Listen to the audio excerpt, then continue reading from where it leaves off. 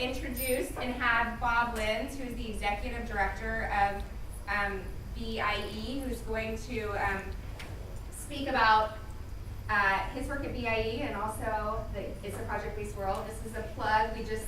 Tom Vader, Bob, and I actually just co-authored a publication that came out in August that you can find on gettingsmart.com titled Preparing Students for a Project-Based World. We don't need to read a lot of the objectives for the session. I all know, and you mentioned why you're here. So here's Bob.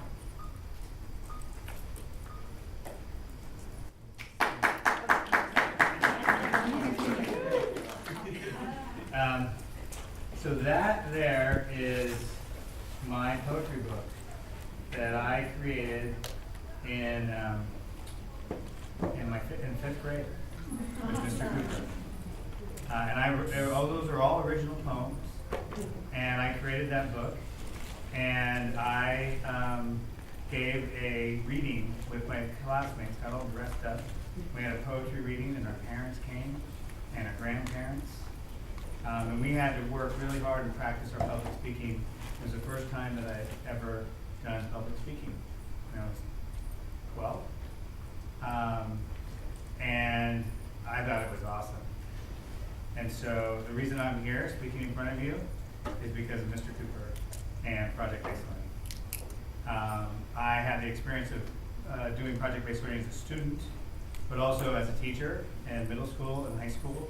And actually one summer was second and third grade. I was a project-based learning leader of a comprehensive high school and part of a team that redesigned it so that PBL could thrive. And then I started a small network of charter public high schools in the San Francisco Bay Area that were focused on using project-based learning and performance assessment with a portfolio and a defense to prepare students not only to go to college, but to succeed in college. And we have about 75% of our students are first in their family to go to college, and 100% of those students go on to college. 80% are accepted to a four-year college, and we have a 90% persistence rate in getting through college. And when we survey them and have focus groups, of the top 5 things, teachers being number 1, project-based learning is always in the top 5 reasons why students think that they're prepared for success in college and life and career, because we have students who are in career. At the Buck Institute, that's our mission, to prepare our vision is that everybody has access, no matter where they're from and their backgrounds. And our mission is that we build the capacity of teachers to design and facilitate great PBL, and leaders, schools and districts, to put the conditions in place so that teachers can do the great projects with kids. And we believe project-based learning is really good now, like right now, in your schools, and later. I'm going to tell you a really quick story that I'll tell you the conclusion when we end. But we had 3 students in our first class, Aaron, Isabel, and Caleb. Aaron came from parents, suburban, middle-class background. Both his parents were college graduates, both successful psychologists. He had been accepted to every private school in our region, but chose to come to an Envision school because he wanted a project-based experience. He had been doing projects outside of school and wanted PBL to be part of what happened inside school. Aaron had great success at the school, right off the bat.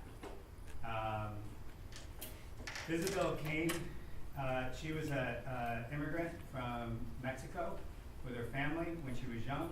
She came because in middle school she connected with our digital media arts teacher. She had a really great relationship with Mr. H, and she was really passionate about video. And was excited that our school was going to integrate digital media arts into the academic subjects through project-based learning.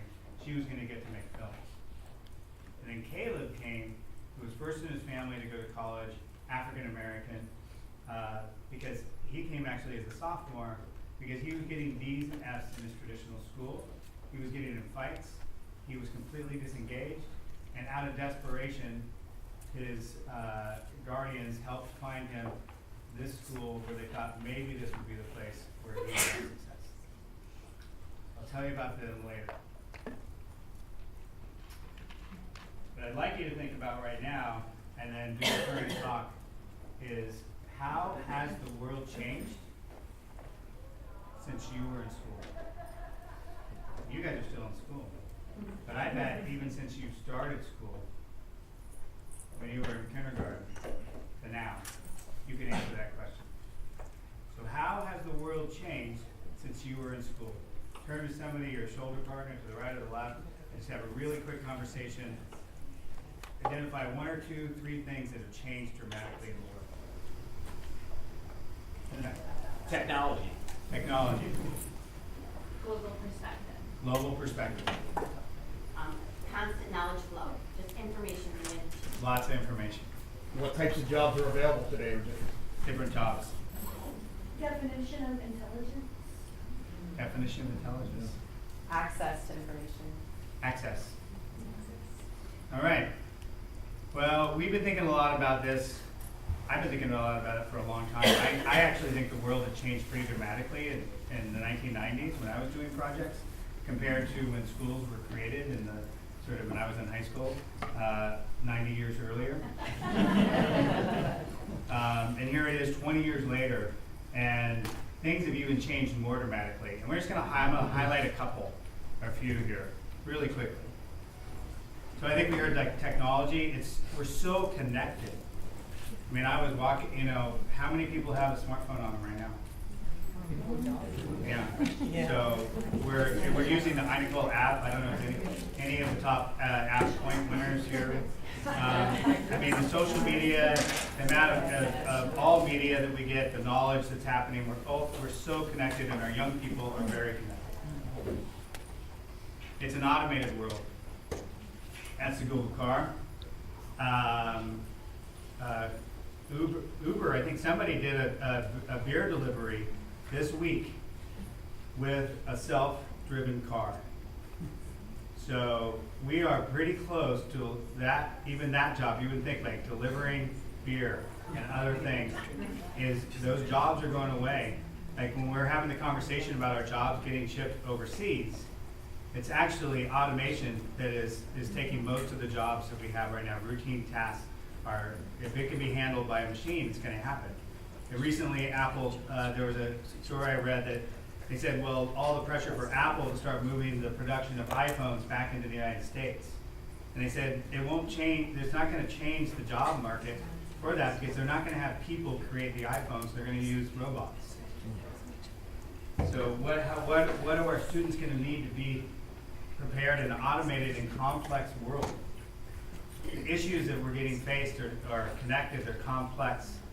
The challenges like global warming and climate change. That's the Polynesian sailing vessel, the Hokulea, all the way from Hawaii.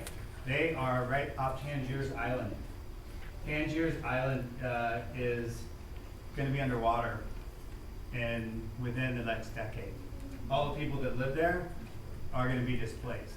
The Hokulea is on a trip called the Malama Honua, which means care for the earth.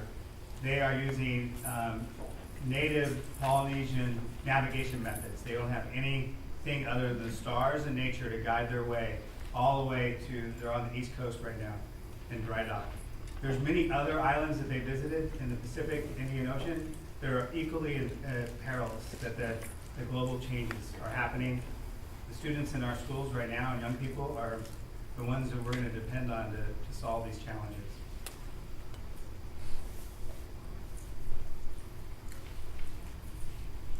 Oh, I can't quite see this, but couple colleagues and I wrote a book recently, and one of the things we did was go out and survey our graduates. And we said, what happened for you when you graduated from college? And were you prepared? And Rob said, in the post-educational world, there are never assignments, only projects. Another student who works in HR said, I looked through all our job postings, she works in a big company, and like 90% of them called for project management skills. these skills are going to be dependent whether you're working inside a company or outside as a consultant. A lot of stuff is getting moved out into the freelance and sort of so-called gig economy. It's collaborative. That's IDEO, design firm, working together to solve problems. If you look at photos, you just go on and or do visits of modern workplaces, they don't look like the rows and the cubicles as much as they used to. So, if those are the world that we live in, how are we going to respond? What are the skills that students are going to need in order to be successful, not only now in school, but later in this complex, connected, automated world?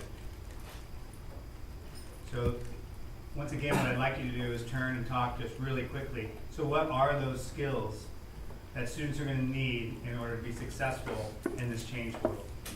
Real quick, 1 minute. They said the same things down in Chile, by the way. Both the changing world and the skills.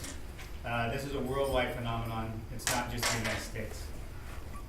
The communication skills. How many talk about communication skills? Writing, speaking, digital, social media. You're going to need to be able to communicate about multiple platforms, not just one. Collaboration. Saw that in the workplace, the picture I showed you. A lot of work is collaborative. People don't only work, they collaborate with the people in their offices and across the world. So that was what it looks like at IDEO. This is what it looks like in a lot of our schools. This. It's that for me it really is crazy when you look at it, when you think about all the challenges we have, and then we're there, and the sort of if you saw Todd Rose yesterday and sort of the end of average. I mean, it's the end of average and it's the beginning of the PBL world. Personalized learning through project-based learning. Critical thinking. To be able to take those complex challenges are going to require research, collaboration, synthesis, analysis, an ability to test hypotheses, and come together and move things forward. It's so complex and so much information. I think we talked about that earlier.